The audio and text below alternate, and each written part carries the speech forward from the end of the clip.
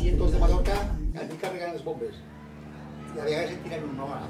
Eixien uns, bom, bom, bom, bom, bom, bom, bom, rodaven a carregar una altra vegada. I així necessitaven totes les hores. Tot el poble ple de gent, així, que eren les primeres bombes que havien tirat. Tota la gent al carrer. I van començar a tirar bombes allí a l'almacén del milionari, i nosaltres estàvem allà al costat. I ma mare buscant-me. Pues esta xiqueta se n'haurà anat. I mare, allà estàvem propi d'on tiraven les bombes. Ui, i què fèieu allí? I després van començar sempre a tirar bombes, venia la pava, sempre tirant bombes. Solava les sirenes perquè venien els avions.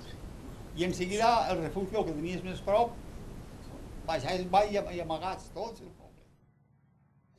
Allí a l'estació va parar un tren de soldats i portava, no sé, vagons plens de material de guerra, de bales i de tot.